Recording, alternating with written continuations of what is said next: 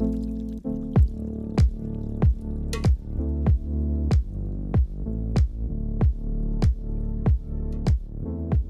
everyone, and welcome back to the Counterpoint Podcast. I'm your host, Ankit Malhotra, and today we are going to talk about the eSIM landscape. Today, we have picked a topic that is usually not talked about, and that part, although very important, the eSIM testing. To talk more about that, we have a special guest, Marcus, a Director of Product Management and Business Development at Comprion. Hello, Marcus. How are you today? Yeah, hi Ankit. I'm very good today. Thanks a lot for having me in the podcast, and I hope you're fine too. Super. Glad to have you on the show, Marcus. So, before we dive into today's discussion, can you give us a quick intro about yourself and Comprion? Sure. So Comprion is a Germany-based company. We are specialized in tools and test solutions for the mobile industry, for mobile devices. So on the one hand side, we care about the mobile communication interface, which is about mobile device testing and the SIM card and the eSIM and everything related to SIM and eSIM, but in particular also to the combination of eSIM and how it interferes with the mobile communication. On the other hand, we look after the NFC interface when it's used for payment transactions, for example, but also for the connected cars and the contactless keys. So that's what Comprion is doing. We are heavily engaged in many of the standardization bodies like GSMA, ETSI, 3GPP, and all of them.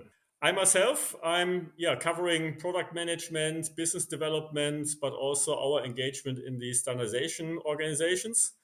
I'm with Comprion for 2.5 years now, and before I was working for the GSMA, so the Trade Association of the Mobile Industry, and also to some extent engaging in eSIM.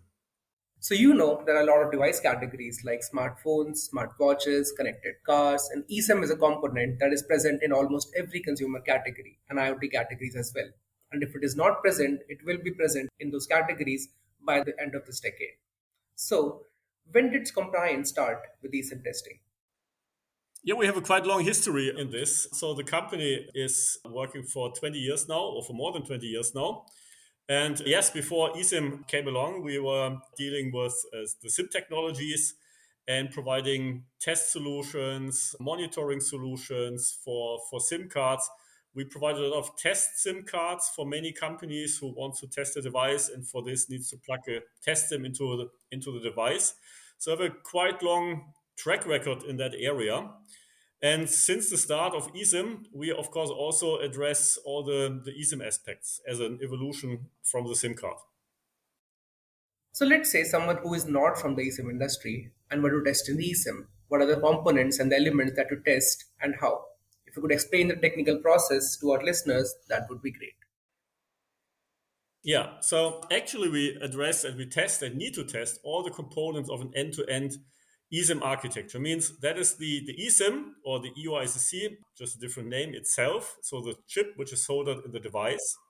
Then we have, at least for consumer devices, we have a small software component on the device, which, for example, interacts with the user of the device and facilitates the lifecycle management of the eSIM profiles. Means loading the profile, enabling, disabling, and all this. So the eSIM profile is just the data which you load from a remote server onto the eSIM chip, which configures all your configuration service. And then there is this remote SIM provisioning service running in the cloud. The technical name is called SMDP Plus if it's about consumer devices, for example. If it's about M2M devices, there's a slightly different technical specification for this, all done by the GSMA. And then the backend component is called the SMDP and the SMSR.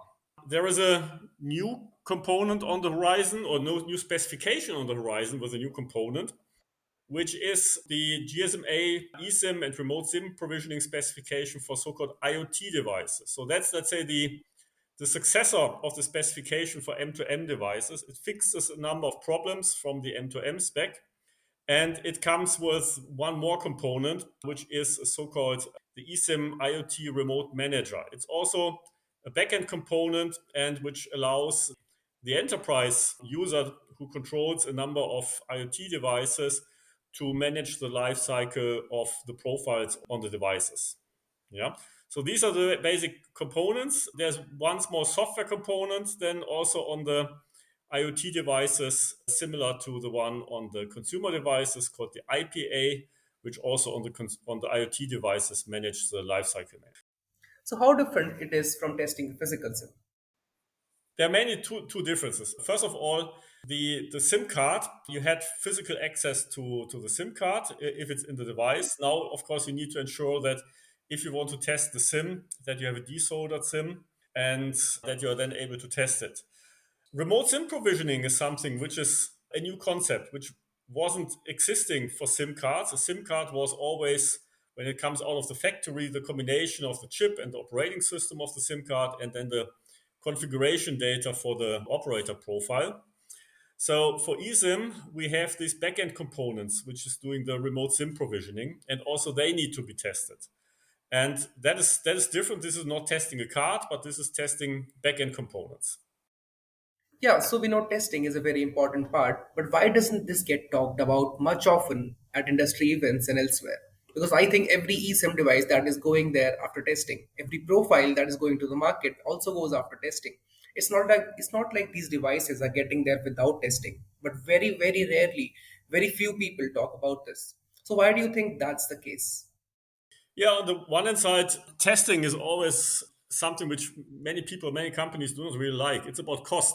Yeah. And it's a must do. Yes, you must do this. To some extent, the companies in the ecosystem are even forced to do certain testings before being able to launch a device or an eSIM chip on a mobile operator network. Nobody wants to be forced to do something which they may would like to do in a different way if they would have full control over itself. So people want, of course, reduce the cost over time as there's a lot of commercial pressure on the industry in total.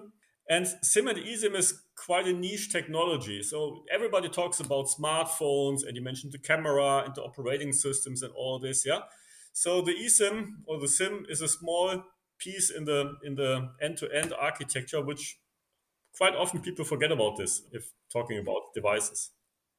The eSIM is very important, as we have already said, and as you were mentioning, the RSP part, which is not there in the physical SIM now, although it's there in the eSIM. There have been some questions about interoperability as well. So, like earlier, physical SIMs used to come with the operator profile already loaded into the SIM, but now, how do you ensure that interoperability works like it's supposed to be on different networks and on different devices? Yeah, so that is really an area which is significantly changing from SIM cards to eSIM. So in the SIM world, it was different because you needed to test the interoperability of a SIM card against the device. The SIM card was purchased by an operator. The operator profile on the SIM card was defined by the operator. There was exactly then this one profile with one SIM card association. And then, of course, the operator needed to test against the different devices. And they controlled the SIM card because they purchased the SIM card, means they had also the commercial power of what goes into production. On eSIM side, it's different. So the eSIM chip and the operating system is not controlled by the operator anymore. It's purchased by the device manufacturer and soldered into the device.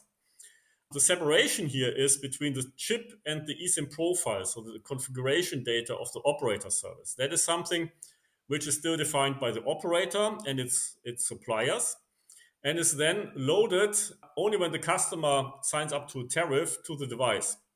And now we have a new interoperability challenge, which is between the eSIM profile and the eSIM chip and the device. So that is a new one, which wasn't there in the past. And this is actually something where we see real world issues. So we know that again and again, certain operator profiles work good on one device and do not really work on a different device. And that's where interoperability is important, is really critical, and where the industry needs to care about. Right. I also remember an issue where some 5G smartphones had a 4G eSIM and they were not able to use the 5G network on their 5G supported devices. So how do you think we can ensure that does not happen again? And the consumers who have already have those kind of devices, what can they do? I know there are some fixes, but if you can give some more light on it. Yeah, so there is not the one size fits all eSIM profile for all devices. As you mentioned, an eSIM profile may specify the communication services for a 4G network or for a 5G network. So, depending on the capabilities of the device, tariff which the user has purchased, for example, the operator needs to ensure that the customer gets the right eSIM profile onto the device. Means the operator needs to provide a set of profiles and then select in real time what profile really to provision on the device once the customer says, here I have a phone, I want to download a profile. So there are mechanisms which all the remote SIM provisioning server providers build into their products. They are used, for example, to differentiate between a 4G profile and a 5G profile. In the meantime, they're also used to mitigate from interoperability issues. Yeah, because if an eSIM chip is deployed in the market, if it's on the device, it has certain features, you cannot change it. You need to simply cope with the fact that maybe one profile works on this chip in a pretty good way and not on another chip, but you need a different profile for this other chip. And then again, in real time, you need to identify to what device do I load a profile and then select the right one for the device. This is not nice. It's, let's call it a kind of workaround, but this is what the industry is doing at the moment. And as we were talking about interoperability, in March, Comprion and TCA started an interoperability service. So, what is that about? And if you can tell us more about that. Yes. So let's take one step back. What we need to differentiate is compliance testing and interoperability testing. So compliance testing is you take one component of this architecture, like the EUICC, the chip, or let's say the backend server, and you test it whether it's compliant to the specification. But you only address this one single component in isolation. So this is good, it's necessary, and it's happening, and it's really important. But still, you will have problems if you put things together, for example, an eSIM profile and the chip. And then only in the combination of a specific chip with a specific eSIM profile, you may recognize that there is an issue. And this is what is about interoperability testing. So taking a real eSIM profile and testing it against a number of devices, or let's say the EUICC in a number of devices.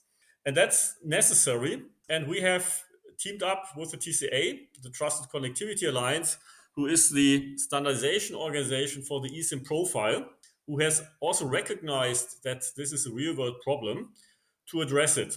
Means we have agreed on a testing scope and a testing procedure. We have agreed that we make sure that we provide a huge range of real world devices in our labs, and that customers like operator who want to launch a new eSIM profile can come to us and test their eSIM profile against a broad number of devices.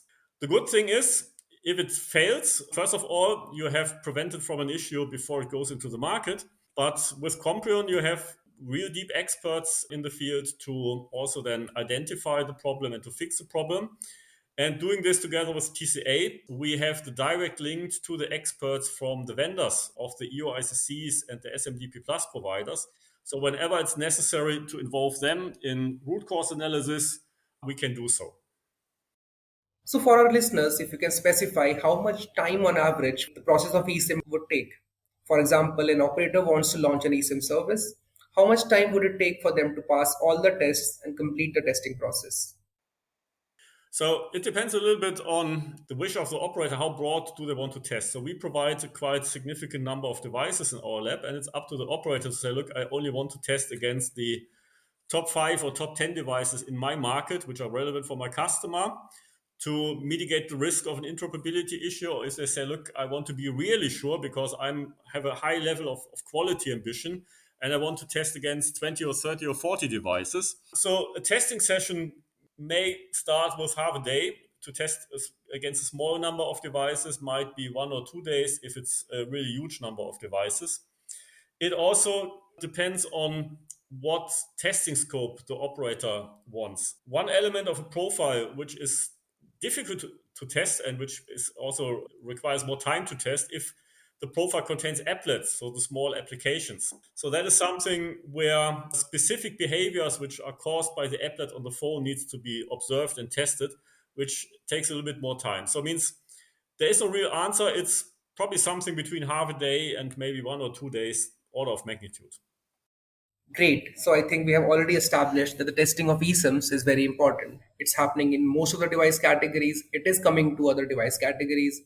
Comprion has a partnership with TCA, which gives you access to all the biggest industry players. So going forward, what are the big trends that you see are developing in terms of eSIM and also in terms of eSIM testing? And what should the industry be looking at and how the industry should be looking at this essential part of the value chain? So, in terms of technology, the specifications are, of course, always evolving to always the next release. The GSMA and the working groups in the GSMA constantly working on this, but this is just business as usual, let's say. The new GSMA eSIM and remote SIM provisioning specification for IoT devices, that is really a bigger step. It's more or less available, and devices and components, I think, are expected quite soon. So that is something to look into as a, to some extent, new technology. It's a very relevant technology. The companies are really desperately looking for this technology. How things are changing is the following. We see a little bit more and more hesitation to engage in testing. So we see when it comes to the discussions about who is contributing to test specifications, the motivation is a little bit diluting. And also the companies try to limit, let's say, the testing scope for the mandatory testing, which is done by the conformance testing organizations like GCF and PTCRB, for example. The companies try to minimize the scope of testing, eventually to save cost, of course. That is, from a cost perspective, I do understand this. On the other hand, from the perspective that we as an industry want to deliver the best quality to the customer, I can only encourage all the players in the industry to come together really and continue the high level of testing which we have always done in the last 10 or 20 years. That makes a lot of sense from my perspective. And what would be the impact of networks becoming more complex? Like we have been seeing that the number of profiles with the operators were very limited, but now the number of profiles has increased. We also have more use cases. For example, in markets like Europe, US, people used to have one SIM on their device, but now with eSIM, they can use two profiles, and when they're traveling abroad, they can even use more. Like you also have more use cases like private networks, companion devices like smartwatches. Even the eSIM is coming to connected cars, and operators are launching plans for cars as well. So for a consumer, it looks like it is getting a little more complex. But from the testing perspective, how do you make sure of that aspect? Yeah, so in particular, I would encourage the operator to really look into their eSIM profiles and to ensure the interoperability. So it starts with really validating the profiles against the technical specifications, which is often not done at all. And then, as said, doing the real world testing with real world devices. They can use this testing service which TCA and Comprion provides in cooperation. Of course, they can do it themselves if they want and if they have the capabilities to do so. But I think this is the area which is critical and not yet really good addressed. So I would really encourage, in particular, as I said, the operators to take care about this. Great. And before we wrap up this discussion, one last question. Is there a role of regulatory bodies as well in this part?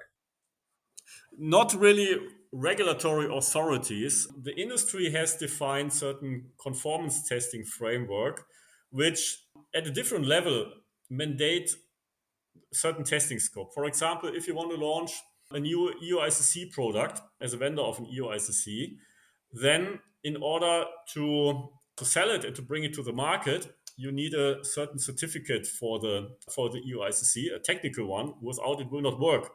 And the certificate will only be granted if you have successfully passed the officially and the standardized test cases. Yeah, so these are defined by GSMA, and the conformance framework is delivered by global platforms. So that is not a governmental regulatory authority, but that's a conformance testing framework where the industry has defined very strict rules and there's no way around. Yeah.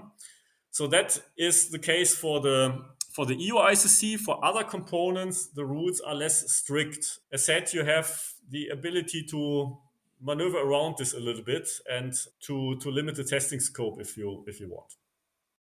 Awesome. Thank you, Marcus. That was great. And I received some very good information. I think our listeners also got very good information about the eSIM testing landscape. So I would like you to thank you for joining the podcast and sharing your thoughts. This was absolutely wonderful. Yeah, welcome. It was a real pleasure. And for all our listeners, thank you for tuning in. We have been doing a lot of research on the eSIM market from enablement to provisioning to orchestration. And we really wanted to talk about the eSIM testing part as well. And you can read about it on our website. And if you have any questions, you can connect with us by emailing on press@counterpointresearch.com. You can also listen to our previous podcast on major podcasting platforms such as Apple Podcasts, Spotify, Google Podcasts, and more. And with that, I, your host Ankit Malhotra, will be signing off. Thank you and see you in the next one.